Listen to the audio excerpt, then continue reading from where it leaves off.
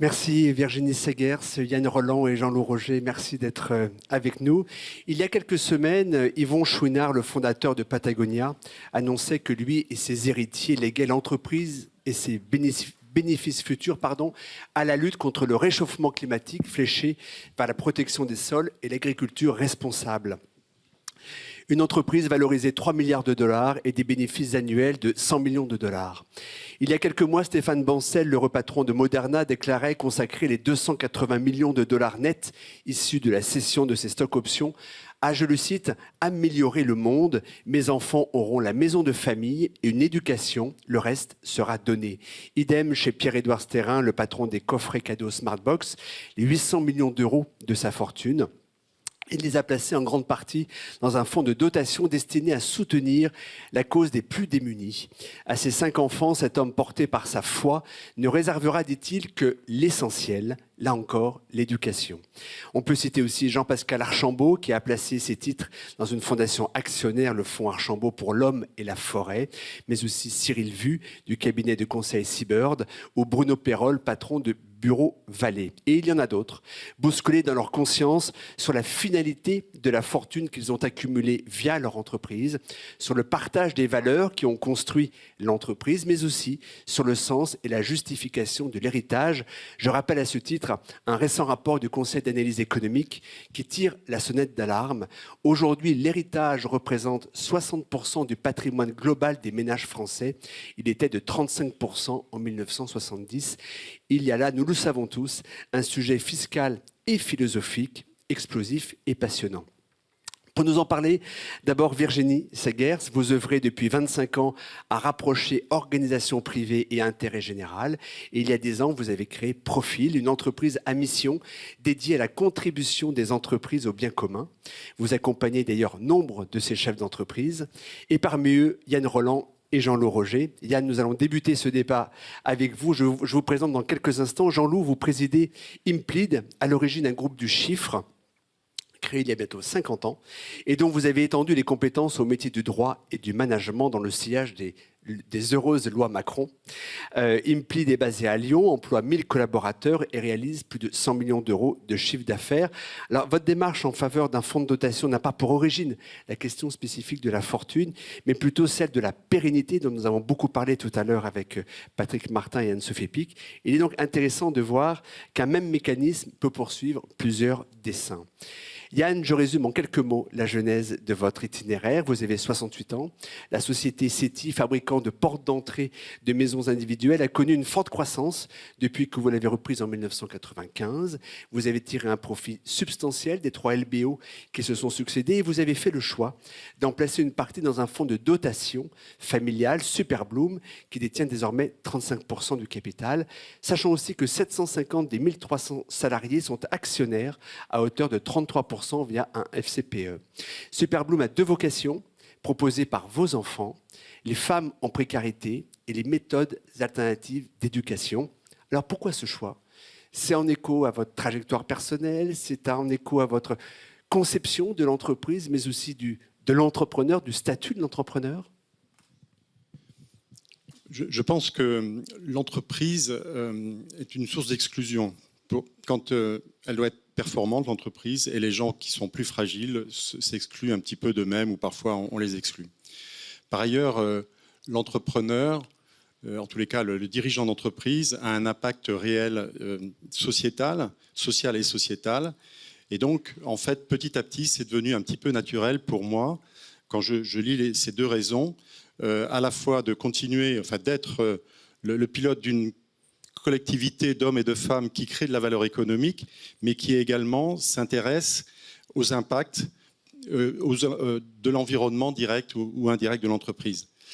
Parallèlement à ça, l'entreprise s'est fortement développée parce que voilà, on a bien travaillé, mais ma philosophie, c'était de faire des bons résultats pour... c'était pas une fin en soi pour accumuler à titre personnel, mais c'était pour avoir des moyens d'être libre dans notre action et petit à petit, par mes 3 LBO, de quitter la subordination des actionnaires financiers qui étaient majoritaires à l'origine.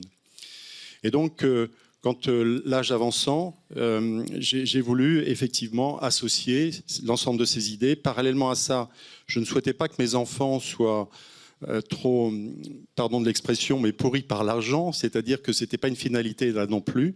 Donc en fait, le fait de dire que en fait la valeur patrimoniale ne m'appartenait pas, en tous les cas pas complètement, était assez naturel. Et le fait de se déposséder, en accord avec mes enfants, d'une partie, a permis effectivement d'entrevoir une autre perspective avec un fonds de dotation philanthropique qui permet, avec mes enfants, de partager des valeurs et d'avoir une action auprès du bien commun.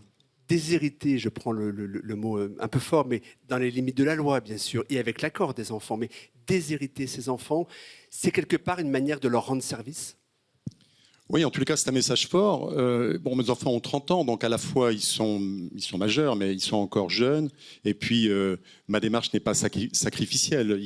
J'ai pas tout donné. J'ai donné à peu près la moitié de mon patrimoine, donc il en reste beaucoup à côté.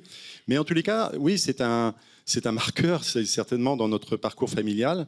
Alors, vous savez, il y a cette notion de la réserve héréditaire. Donc, mes enfants ont dû signer une lettre de renonciation à recours. Donc, c'est un acte fort, marqué.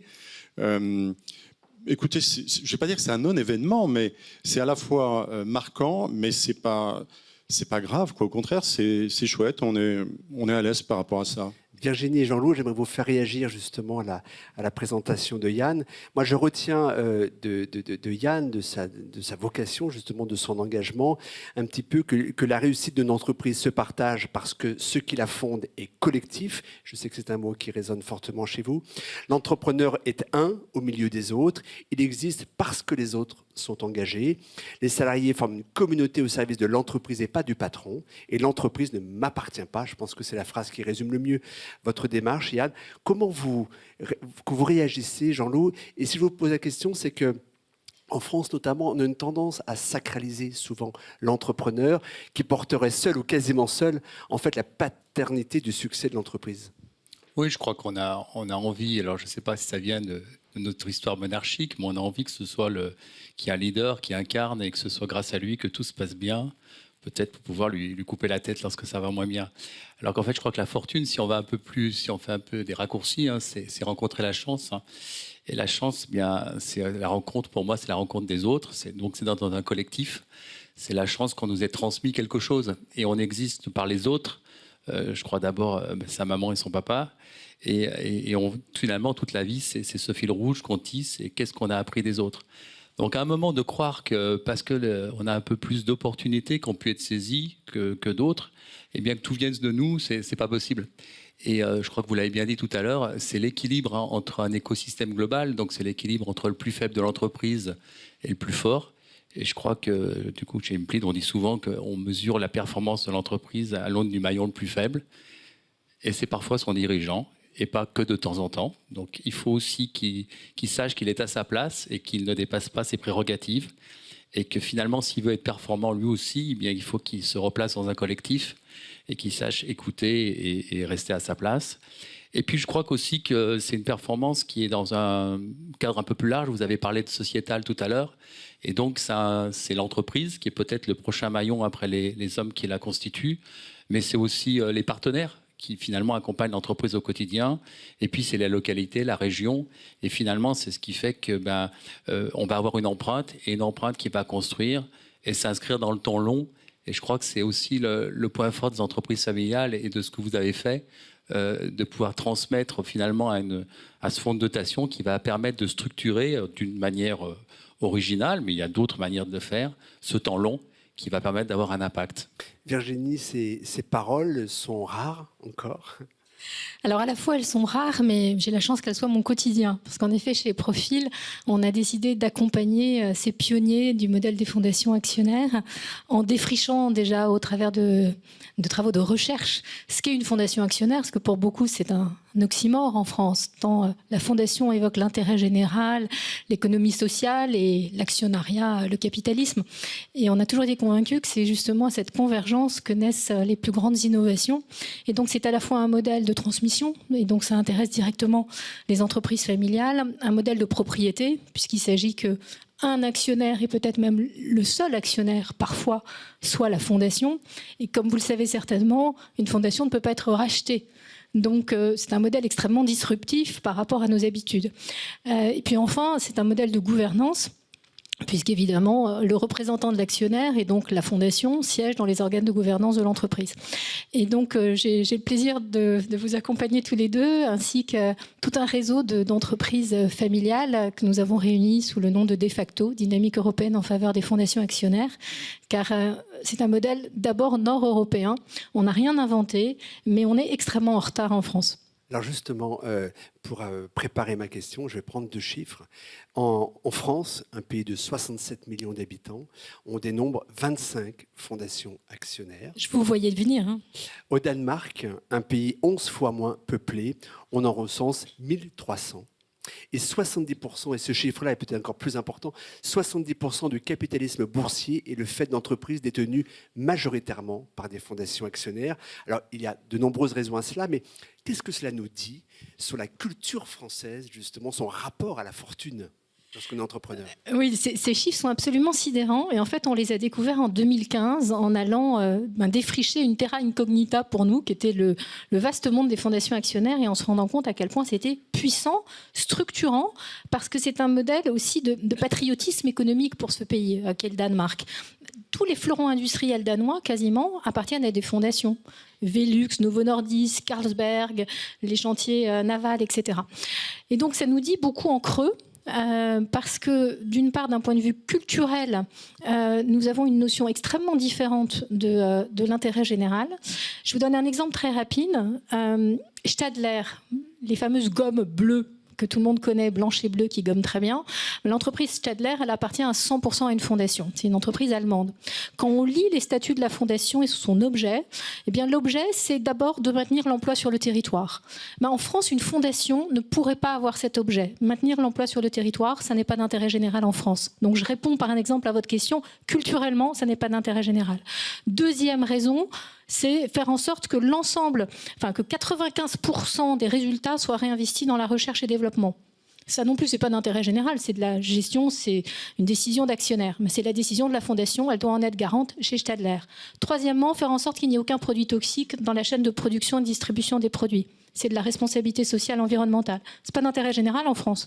Et enfin, 5% remontent pour financer l'éducation artistique, etc. Ça, c'est d'intérêt général en France.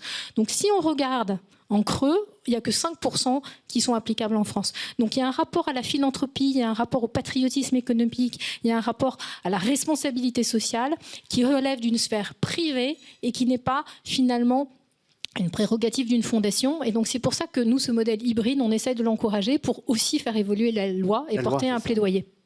L'enjeu est là, finalement, c'est de faire évoluer la loi. Alors, on se débrouille. Aujourd'hui, concrètement, derrière le vocabulaire fondation actionnaire, il y a 3 statuts possibles. La fondation reconnue d'utilité publique, le fonds de dotation que la majorité des entrepreneurs choisissent pour plein de raisons qu'on n'a pas le temps d'expliquer aujourd'hui. Et puis, il y a un fonds de pérennité qui est né au sein de la loi Pacte, mais malheureusement qui est très inabouti. Mais en effet, on essaye de la faire progresser et je pense que ça va honnêtement évoluer grâce à l'incarnation des chefs d'entreprise qui portent ce mouvement de facto et qui portent cette dynamique. Jean-Loup, je l'évoquais en préambule, votre démarche répond à un enjeu de pérennité. Alors vous êtes très jeune, vous avez 54 ans. Ce souci de la pérennité, vous le portez depuis 6 ans déjà. Qu'est-ce qui motive justement, lorsqu'on est si jeune, d'être déjà dans la préparation de la succession et pour cela justement de mobiliser un fonds de dotation? Je suis expert comptable dans ma vie professionnelle et j'ai vu tellement d'entreprises qui ont eu des difficultés à se transmettre et du coup qui souvent ont disparu parce qu'il n'y avait pas assez de temps. Et en fait, c'est un temps très long pour transmettre. Parce qu'il y a tellement de critères à transmettre, il y a une direction opérationnelle, il y a une gouvernance et puis il y a également un patrimoine. Donc je me suis attaché d'abord à transmettre la direction opérationnelle. Je crois que c'est quelque chose qui est assez bien fait aujourd'hui chez Imbleed. Et maintenant, je m'attache à organiser la gouvernance et en me posant la question finalement, qu'est-ce que je voulais transmettre ? Et dans ce que je veux transmettre, c'est la raison d'être de l'entreprise. Et on a une raison d'être de grandir. C'est de donner à chacun de l'élan pour grandir et faire grandir jour après jour. Moi, cette entreprise m'a fait grandir. Je suis rentré comme contrat de qualification à l'époque. Aujourd'hui, je suis le président. C'est le collectif qui m'a choisi. Et c'est comme ça que finalement, j'ai aussi pu exister. Je crois qu'on ne parle pas aussi souvent assez de la valeur travail et que le travail est épanouissant. Et ce que je veux transmettre, c'est la manière dont finalement, moi j'ai grandi dans cette entreprise et que cette entreprise m'a fait grandir, que les Impliders m'ont fait grandir, et avec 3 valeurs, qui est le collectif. Alors que nous, il est facile à identifier commercialement, puisqu'on est un collectif de notaires, d'experts comptables, d'avocats, de huissiers, donc on le voit de l'extérieur, donc c'est facile de comprendre que c'est à plusieurs qu'on devient unique, qui est un petit peu l'adage d'Implid, et qu'on l'a fait avec engagement et audace. Et c'est là que l'audace, je me suis dit finalement, qu'est-ce qui va être audacieux pour transmettre Implid. Et tout ça a rejoint le dernier point qui est la liquidité. Parce que finalement, une entreprise, pour qu'elle se transmette, il faut organiser la liquidité. Et malheureusement ou heureusement, quand les entreprises grandissent, eh bien l'économie les rattrape et elles valent souvent beaucoup d'argent. Je ne vais pas prendre de pléonasme, mais beaucoup d'argent. Et donc, eh bien, pour organiser cette liquidité, c'est pas simple. Et un des avantages aussi du fonds de dotation, c'est de permettre d'annuler un certain nombre d'actions et de permettre finalement à ce que certains puissent pouvoir aussi exister dans cette entreprise pour un moindre coût financier. La finalité de votre fonds de dotation, vous y travaillez en ce moment, vous y réfléchissez, ça sera peut-être ou certainement l'écologie intégrale. Yann, je reviens vers vous. Vous avez fléché Superbloom vers la situation des femmes en précarité et vers des méthodes alternatives d'éducation. Qu'est-ce que ça change ?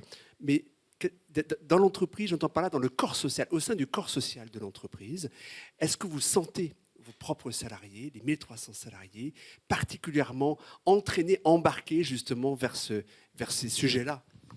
Alors les sujets ont été choisis par la famille et plus particulièrement par mes enfants d'ailleurs.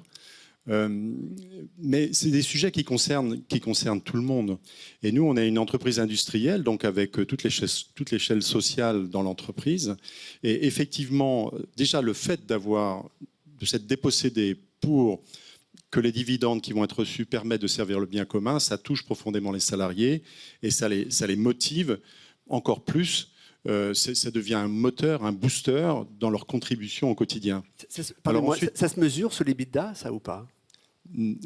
J'aimerais bien. Non, je n'ai pas trouvé la pierre philosophale. Moi, j'en suis convaincu. Pour le vivre, ça se mesure quand même par justement leur créativité, leur contribution, l'absence de conflits sociaux. Quand il y a des séparations, parce que l'entreprise est un corps vivant, donc il y a des gens qui sortent aussi, il y a des gens qui rentrent, mais il y a des gens qui sortent. Ça se passe très bien. Voilà. Et moi, je suis persuadé que c'est 2, 3, 4 points d'EBITDA, et non pas comme souvent on nous dit la RSE, c'est un coût, etc. Le corollaire de ça, et Virginie en a fait allusion tout à l'heure, c'est la notion d'innovation. C'est-à-dire que nous, la notion d'innovation, elle est au cœur de notre démarche pour les produits, pour les process industriels, pour la commercialisation et également pour la gouvernance et l'organisation du capital. Ensuite, les sujets à proprement parler que nous avons réunis, bien sûr, qui touchent chacun des salariés, parce qu'on a tous autour de nous des personnes qui ont des difficultés par rapport à l'éducation nationale qui est basée sur l'élitisme et la performance, ou bien des femmes qui sont seules et en difficulté. Donc, oui, c'est un vrai moteur. Virginie, quels sont les impacts en termes de gouvernance, en termes de management ? Alors, je ne vais pas prendre forcément les deux situations, celle de Jean-Loup et celle de Yann, mais pourquoi pas ? Comment faut-il repenser la gouvernance et le management ? Comment la gouvernance est questionnée finalement par ces réflexions-là ? Alors, c'est un sujet qui est totalement exploratoire, parce que ça ne vous aura pas échappé que les fondations actionnaires en France, c'est assez nouveau. Mais encore une fois, on a des exemples dont s'inspirer dans d'autres pays. Mais vous parliez du Danemark, mais aussi beaucoup l'Allemagne ou la Suisse, par exemple. Alors, ce qui est intéressant, c'est de considérer qu'il va y avoir un actionnaire soudain un peu différent des actionnaires dont on a l'habitude, et qui va être seul ou avec d'autres. Et si je prends ton exemple, Yann, eh bien, il y a d'autres investisseurs autour de table, et puis il y a les salariés qui ont un rapport au temps, à l'argent, à la performance peut-être un peu différent. Et donc la fondation apporte une stabilité dans ce tour de table, puisque elle, jamais ne pourra être vendue. Et donc, dans les organes de gouvernance de l'entreprise, son représentant légal, qui est son président en général, ou son vice-président, siège pour représenter la fondation. Aussi faut-il que la fondation ait un mandat actionnarial pour l'exercer dans ces organes de gouvernance. Or, vous l'avez compris, nous sommes en France, donc les statuts que je vous ai évoqués de Stadler ne sont pas possibles. On ne peut que dans un statut de fondation en France ou de fonds de dotation expliciter le mandat d'intérêt général. Mais tout ce qu'on attend comme comportement d'actionnaire pour veiller à la mise en place de décisions stratégiques, il faut bien l'encapsuler ailleurs.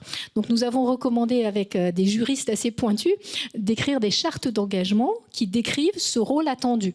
Et donc c'est aux représentants dans les organes de gouvernance de l'entreprise de porter cette responsabilité et de l'exercer. Donc aussi faut-il qu'elle soit claire.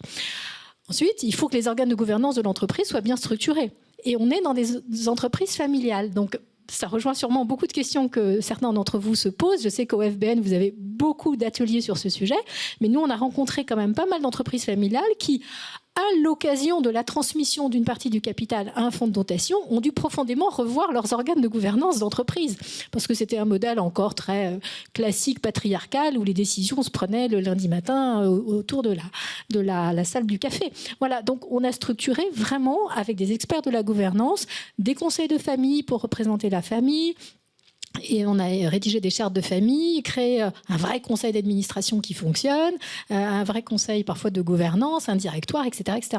Donc oui, cette décision peut avoir un effet tout à fait bénéfique sur la structuration des organes de gouvernance des entreprises. Yann, vous voulez rebondir ? Oui, je voulais dire que nous, en même temps, on est devenu entreprise à mission. Donc, on a un comité à mission et là, ça structure vraiment très bien. Il y a une cohérence totale. Moi, je ne suis plus dans le comité stratégique, je suis membre du comité à mission et les engagements qui sont pris dans le cadre de l'entreprise à mission sont suivis par ce comité, voire ce comité fait des propositions dont le président tient compte complètement. Ce que je voulais dire aussi, c'est que moi, en tant que président du fonds de dotation, je vais rendre compte à l'ensemble des salariés des actions que nous menons au niveau du fonds de dotation. Et ça, c'est important parce que c'est le fruit de leur travail. Et donc, ça crée une relation a priori informelle, non structurelle, j'allais dire presque non écrite. Sauf que ce moment-là est très fort pour la compréhension, je dirais, à travers toute la hiérarchie. Jean-Loup, justement, ce qui est intéressant, c'est que vous êtes, vous, en phase de finalisation, mais encore de construction, finalement, d'entreprise à mission, de fonds de dotation. Comment associez-vous vos salariés, le corps social d'Implid, à la réflexion que vous menez et quel impact, justement, ça aura sur l'organisation de votre gouvernance future et peut-être aussi sur la manière de manager vous, mais la manière dont ça va ruisseler dans l'ensemble des strates de l'entreprise? Alors, ce que Virginie disait tout à l'heure, c'est pas que sur les fonds de dotation, au niveau de la structuration de la gouvernance, c'est vraiment les bonnes pratiques. D'avoir un conseil de famille avec une charte de famille, c'est indispensable si on veut transmettre. D'avoir un vrai conseil d'administration, enfin bref, une gouvernance structurée, c'est indispensable. Et d'avoir une direction opérationnelle aussi. Donc ça, mon métier d'expert comptable me permet de le toucher. Mais ce qui est vrai, quand on structure l'actionnariat avec un fonds de dotation, c'est plus l'indispensable. C'est l'indispensable souligné 3 fois.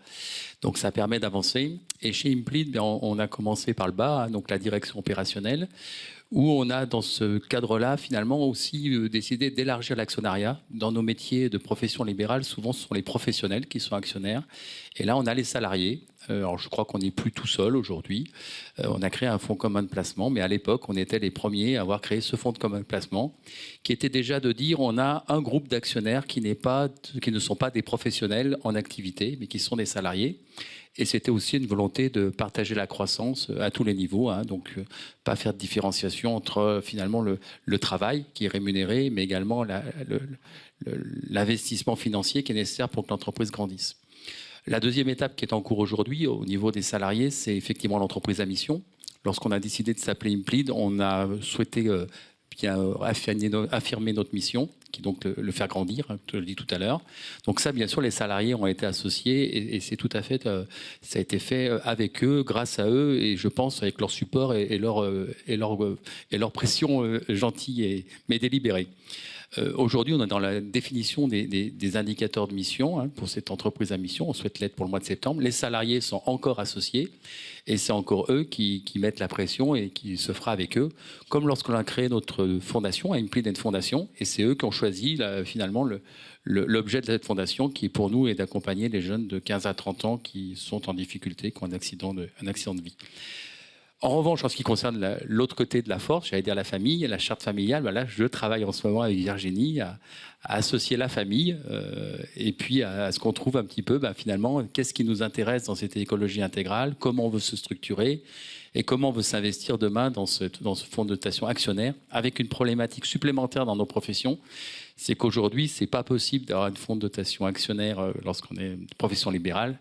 alors il faut mettre un peu plus de pression pour qu'on y arrive auprès des instances. Voilà, donc c'est une association de haut en bas, de bas en haut, verticale, horizontale, comme vous voulez, mais où il faut que tout le monde soit associé, chacun à sa place, dans un collectif encore. En début de semaine, je publiais dans la tribune une tribune justement consacrée à l'éventail très large des démarches philanthropiques qui toutes convoquent, qu'on le veuille ou qu'on ne le veuille pas, de toute façon, un biais moral. La question de la philanthropie divise, particulièrement en France. Il existe un débat profond qui questionne l'authenticité, la valeur véritable des démarches philanthropiques, dans le biais notamment de ce qu'on dénomme aujourd'hui le philanthrocapitalisme. Toutes les démarches philanthropiques se valent-elles, Virginie ? Non, elles ne se valent pas. Mais le problème, c'est qu'on n'a pas encore un vrai détecteur de sincérité. Travailler ? Alors, non, je ne vais pas vous dire qu'on y travaille, mais c'est vrai que l'expérience fait qu'on est capable de détecter assez vite si c'est sincère ou non. Et je crois qu'on a beaucoup de mal aujourd'hui, et tant mieux, à supporter des positions que je qualifierais de schizophrènes. C'est-à-dire que très bien gagner une fortune, mais en ayant un comportement prédateur sur les hommes et la planète, et en se moquant délibérément des grands défis, notamment climatiques, qui nous font face. Et d'autre part, avoir une fondation merveilleuse qui œuvre pour le bien, je pense que personne n'est dupe et que, heureusement, notamment la jeune génération est totalement dissuadée d'aller travailler dans ce genre d'entreprise. Donc, un alignement est attendu. On le voit, nous, en recrutant les uns et les autres, cette génération X, Y ou Z, elle a besoin de cet alignement. Cohérence. Elle est vraiment en exigence de cohérence entre la façon, entre ce qu'on dit et ce qu'on fait, et entre l'ensemble de ces actes, à la fois en tant que citoyen, acteur, entrepreneur, consommateur, etc. Et moi, ce qui me marque, et je dois dire me motive aussi dans ce modèle qui a quelque chose de radical, puisqu'il touche à la dépossession avec les fondations actionnaires, c'est qu'on ne peut pas faire semblant. Quand on donne une partie de son entreprise et donc de ses titres à une fondation, oui, on se dépossède. Et on n'est pas dans le greenwashing, c'est juste impossible. On est dans une vraie dépossession philanthropique. Alors, je ne condamne absolument pas, pour moi-même l'avoir encouragé pendant très longtemps, les fondations classiques, la philanthropie, disons, plus classique, mais attention à cette cohérence que nous appelons de nos voeux. C'est le moment de conclure, j'allais dire malheureusement, parce qu'on aurait poursuivi avec joie. Je rebondis sur un propos que me confiait Yann. À ses yeux, capitalisme et altruisme ne forment pas un oxymore. Je veux bien vous croire. En tous les cas, vous essayez d'en faire la démonstration. Jean-Loup, est-ce que vous partagez cet avis-là? Et surtout, à quelles conditions philanthropisme et altruisme peuvent se conjuguer? Je crois que c'est encore Virginie qui a raison, c'est l'alignement. Et quand on fait quelque chose, il faut être aligné. Souvent, on dit on ne sait pas d'identifier une entreprise, pourquoi elle progresse, pourquoi l'autre qui fait la même activité ne progresse pas. Je crois que c'est l'alignement entre la raison d'être et l'exécution. Donc si tout est aligné, ben voilà, on y arrivera et ça avancera. Et dès qu'on a un petit biais qui ne s'aligne pas, eh bien, je crois que c'est là où les difficultés arrivent et que c'est peut-être un oxymore du coup. Yann, pour conclure, pour accepter de se dessaisir de l'entreprise, pour convaincre ses enfants de s'en dessaisir, il faut être particulièrement bien dans ses baskets, mais j'allais dire presque dans son moi intérieur, c'est-à-dire qu'il faut être là aussi aligné, mais au-delà de l'alignement. Oui, écoutez, moi j'ai développé l'entreprise en communiquant vis-à-vis de mes salariés de façon transparente, c'est-à-dire qu'on fait ce qu'on dit, on dit ce qu'on fait, et à partir du moment où il n'y a pas d'écart pendant tout son parcours, ça s'est fait assez naturellement. J'étais, comme vous le dites, bien dans mes baskets, sauf que mon souci, c'est que je ne voulais pas que l'entreprise redevienne la propriété majoritaire de financiers, ni même d'ailleurs d'un autre industriel familial. Et donc, ça m'a soulagé. Ça s'est bien passé, le fait de trouver cette solution du fonds de dotation. Mais ce que je voudrais dire et rebondir sur votre question, c'est que je suis encore mieux dans mes baskets maintenant, parce que c'est formidable de pouvoir accompagner, de garantir l'indépendance de l'entreprise, de transmettre des valeurs à mes enfants et de savoir que les salariés de l'entreprise sont très motivés. Donc moi, je suis tout à fait rassuré, malgré les aléas économiques, sur la performance économique à venir de l'entreprise. Virginie, Yann et Jean-Loup, je vous remercie de votre participation. Et je vous invite maintenant à écouter l'entretien avec Nicolas Dufourcq, directeur général de BPI France. Merci.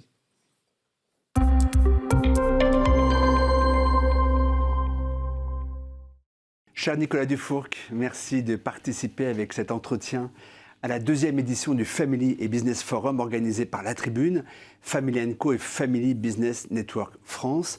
L'objet de cet événement est de mettre en lumière les singularités, les trésors, mais aussi les points de vulnérabilité des entreprises familiales, lesquelles figurent parmi le large éventail des sociétés qu'accompagne BPI France. Je rappelle que vous êtes le directeur général de la Banque d'investissement public, et ce depuis sa naissance, il y a 10 ans, presque jour pour jour.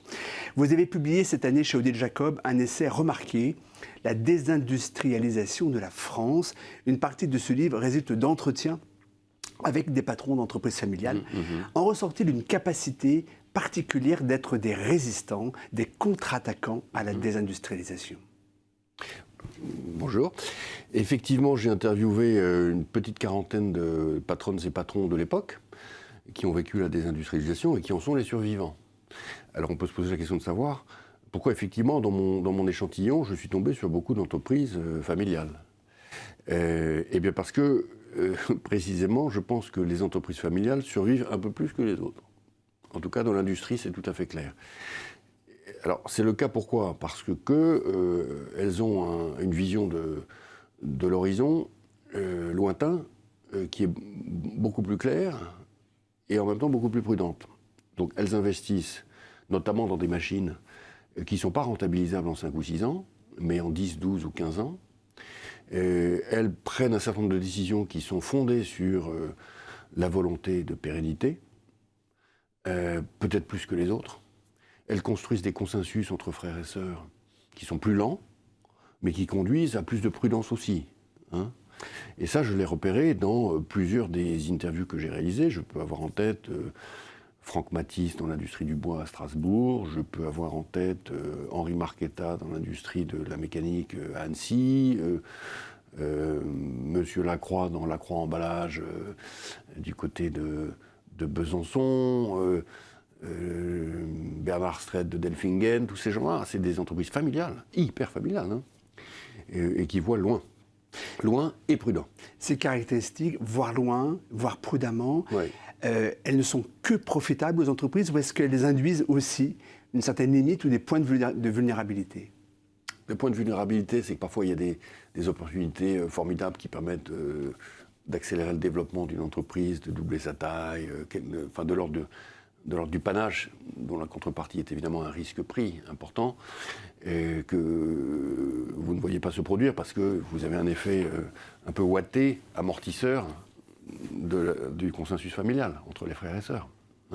C'est difficile de créer un consensus sur une action d'extrême panache. Il faut quand même avoir un très grand leader charismatique pour faire ça. Alors, ça arrive évidemment. Vous prenez Mérieux, par exemple. Alain Mérieux, c'est une famille, mais il a imposé. Vous prenez Laurent Burel, c'est une famille aussi, mais il a imposé. Il a imposé avec panache des opérations de croissance externe considérables. C'est pas toujours possible dans les familles. Est-ce que vous trouvez que l'exécutif, les pouvoirs publics, Bercy, sont à la hauteur des besoins, des attentes justement en matière fiscale ou législative des entreprises familiales, et font-ils aussi suffisamment pour donner le goût des entreprises familiales ?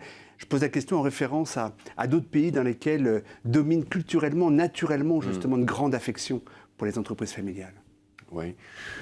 Alors, on peut dire que l'exécutif aujourd'hui, c'est un mélange entre l'État et les régions, et qui ont le pouvoir économique aujourd'hui.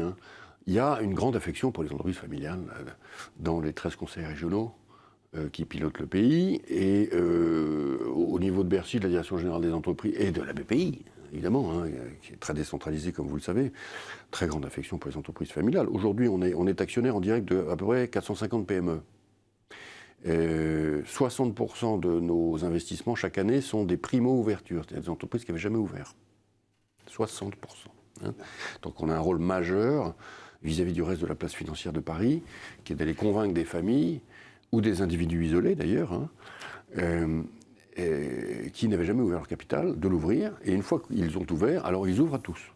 On commence par BPI, puis ensuite on rajoute des fonds privés qui deviennent nos co-investisseurs. Donc on crée au fond du flux d'affaires pour l'ensemble de la profession d'investissement. Mais notre métier à nous, c'est bien de convaincre les entreprises familiales de s'ouvrir. Ensuite, nous, on a une définition de ce que c'est une entreprise vraiment familiale. C'est une entreprise dans laquelle il y a des frères et des sœurs.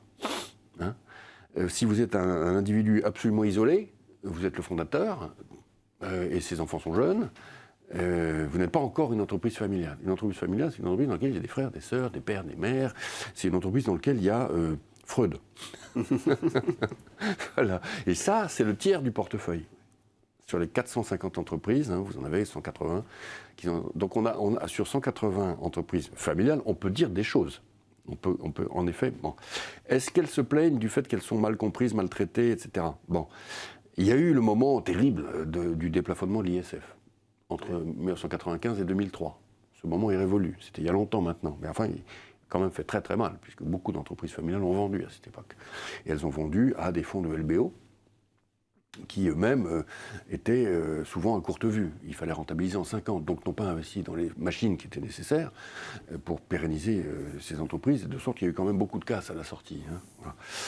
Aujourd'hui, qu'est-ce qu'elles disent ? Elles se plaignent plutôt du fait que, c'est souvent des ETI, du fait que, par rapport aux PME, les ETI sont suradministrés. C'est-à-dire qu'il y a un certain nombre de simplifications qui ont été accordées aux PME qui ne sont pas accordées aux ETI. Et notamment en droit du travail, dans la représentation sociale, dans la fiscalité, enfin bref, il y a beaucoup de choses. Même dans l'accès à un certain nombre de produits de financement, qui sont des produits PME, que l'Europe autorise, mais l'Europe n'autorise pas de produits favorables en financement, avec de la bonification par exemple, pour les ETI. Ça, les entreprises familiales s'en plaignent, c'est sûr. Ensuite, est-ce qu'en termes de représentation politique dans l'État, le concept de l'entreprise familiale Mittelstand à l'allemande est quelque chose qui est reconnu, on va dire. Alors, oui et non. Il est vrai que l'entreprise familiale allemande, qui est cœur de contrat social, elle est très fortement représentée par des institutions fortes. Et Angela Merkel se déplaçait tous les ans pour aller parler à l'Association nationale des entreprises familiales allemandes. Il y a beaucoup de syndicats d'entreprises familiales françaises. Il n'y a pas, si vous deviez désigner la personne qui représente le lobby des entreprises familiales françaises, vous ne sauriez pas me dire qui c'est. Donc il y a un petit problème. Vous faites référence là à l'Allemagne. Ça m'amène à une question qui est clé, qui est la question de la gouvernance. Parce qu'en Allemagne, on a une culture de la gouvernance d'entreprise très particulière. Qu'est-ce qu'une bonne gouvernance d'entreprise familiale ? C'est celle d'abord qui comprend que l'entre-soi, que le confort décisionnel, que le rejet des remises en question venues de l'extérieur sont le pire des poisons. C'est ça, une bonne gouvernance d'entreprise ? Bien sûr, ça c'est l'objectif. C'est pour ça d'ailleurs qu'on est toujours très content de rentrer au conseil d'administration d'entreprise familiale. Encore une fois, c'est dans 180 de nos filiales. Enfin, participation. Et là, on fait le job. C'est-à-dire qu'on est présent à la table. Et avec les frères, les sœurs. Ça peut être d'ailleurs des très grandes entreprises. Vous prenez CMA, CGM. Énorme. 30 milliards de résultats nets quand même. Entreprise familiale. Donc, au conseil d'administration, la sœur, la mère. Et donc notre rôle là, c'est, encore une fois, effectivement, de pousser tous les canons de la bonne gouvernance et de permettre des consensus entre membres de la même famille. C'est compliqué parfois, c'est spécial même. Et c'est toujours utile d'avoir quelqu'un d'extérieur. Alors c'est pour ça qu'ils aiment beaucoup BPI France. Parce qu'ils savent que BPI France va pouvoir rester longtemps. Et d'ailleurs, dans les entreprises vraiment familiales, telles que je l'ai décrit, nous restons très longtemps. On fait partie de la famille à la fin. On reste 10 ans. Une question, une question sur un sujet qui vous est cher, je le sais, c'est le sujet de la jeunesse. Oui. Une partie de la jeunesse manifeste des aspirations personnelles, on le sait aujourd'hui, un goût de liberté, d'indépendance, ou plutôt une volonté de s'accomplir par elle-même, qui la rend peut-être moins docile au moment de se décider à rejoindre l'entreprise familiale. Oui. C'est seulement un obstacle, selon vous, pour la pérennité des entreprises, ou c'est aussi l'opportunité d'intégrer ce changement de paradigme à la gouvernance et peut-être même à la stratégie de l'entreprise ? En fait, vous savez, c'est un peu comme dans les films. Vous imaginez bien ce que c'est qu'un patron de PME charismatique, qui vieillit, et qui a sa fille, son fils, peut-être 2 fils, peut-être 2 filles, et qui cherche à transmettre. Il y a un fils qui n'a pas voulu du tout, qui est devenu professeur d'économie dans l'université du Patelin du coin. Il y a la fille qui a accepté de devenir directrice du marketing, mais qui ne s'est jamais vraiment dit qu'elle avait la taille de succéder à son père face au fils, avec un petit complexe d'imposture. Et puis, finalement, c'est elle que le père choisit. C'est très fréquent, ça. Hein. D'ailleurs, j'ai une statistique à vous donner qui est peut-être intéressante pour vous. C'est que dans les entreprises, dans les PME d'aujourd'hui, hein, une fois sur... Quand vous avez une femme patronne de PME, quand c'est une entreprise familiale, une fois sur trois, une femme patronne de PME a hérité de son père. Une fois sur trois. Voilà. Ce qui n'est pas du tout la statistique des femmes patronnes de PME, puisque c'est une fois sur 10 qu'elles sont patronnes de PME. Hein. Et donc, il est en train de se passer quelque chose qui est intéressant pour quelqu'un qui observe les transformations de la société française, c'est que les patrons masculins, tous, quasi tous, donc sexagénaires ou septuagénaires, qui cherchent à transmettre à leurs enfants, transmettent beaucoup à leurs filles. Ça veut dire quoi, ça, d'après vous? Est-ce que vous pensez... Alors, c'est une question que nous verrons... La société a beaucoup changé. Voilà, c'est une question que nous verrons avec Anne-Sophie Pic, hein, qui participe à l'une des tables rondes, savoir s'il y a peut-être une spécificité aussi dans la manière d'hériter d'une entreprise familiale et de la redéployer lorsqu'on est une femme.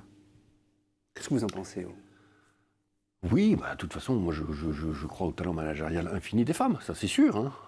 Je lutte toute la journée contre ce qui est un peu leur particularité, c'est-à-dire le complexe d'imposture.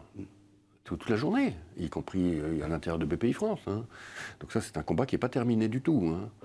Et le fait est qu'une fois qu'on a réussi à trancher cette affaire et à construire en fait la confiance en soi, eh ben, on s'aperçoit que évidemment la personne féminine a des qualités managériales exceptionnelles.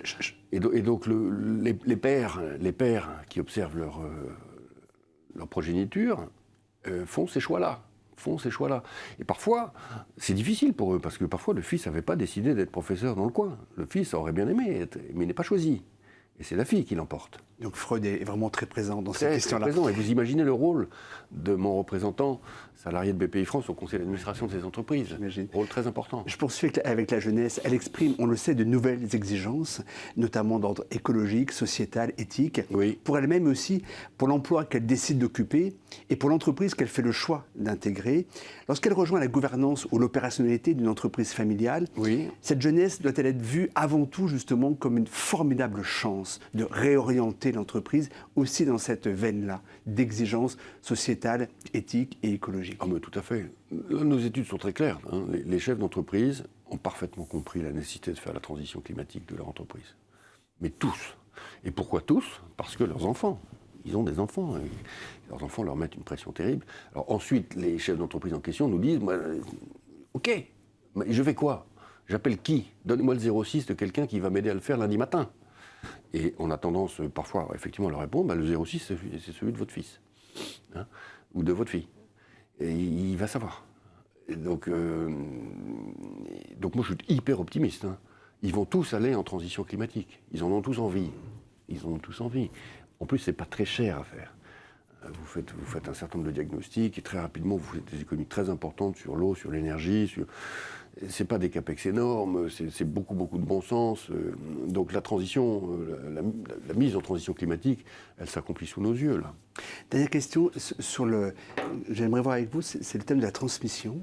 Des patrons font le choix aujourd'hui de céder tout ou partie du capital de l'entreprise à une fondation actionnaire ou aux salariés, plutôt qu'à leurs enfants. Souvent, ils estiment que la réussite de l'entreprise n'est pas seulement la leur, mais elle est collective. Oui. Et ils veulent la pérenniser dans une exigence éthique, là encore, dans une perspective attachée à l'intérêt général.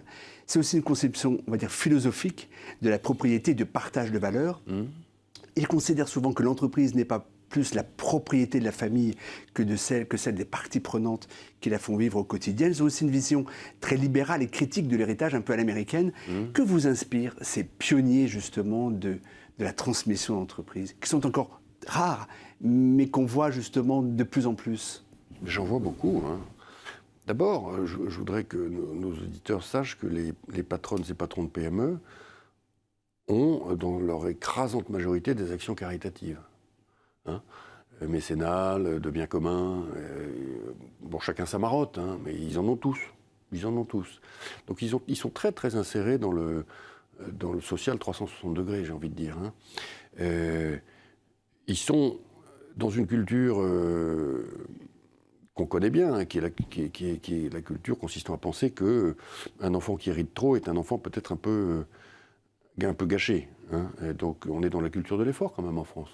En tout cas, dans le monde de l'entrepreneuriat, on est vraiment très fortement dans la culture de l'effort, de fait épreuve, dans la culture du devoir, dans une culture qu'on a bien connue. C'est une culture qu'on retrouve dans toute la littérature française. Et donc, il n'y a pas à être surpris de voir que vous avez beaucoup d'entrepreneurs qui créent en effet des fondations. Hein. Alors, ils font tout à la fois. C'est-à-dire qu'ils mettent une partie de leur immobilier dans des SCI pour assurer quand même la fin définitive de la précarité de la famille. Je le dis comme ça, fin de la précarité. Mais entre fin de la précarité et puis embarras des richesses, il y a tout un éventail. Donc, fin de la précarité, ils le font, souvent par l'immobilier, les SCI. Hein. Et ensuite, quand effectivement la réussite conduit à de l'enrichissement capitalistique très très significatif, vous avez beaucoup d'entrepreneurs qui se disent je ne vais pas tout donner à mes enfants, hein, sinon quelle sera leur motivation? Donc je vais mettre dans une fondation qui assurera d'ailleurs la pérennité de l'actionnariat à long terme de l'entreprise. Oui, en effet, je vois ça.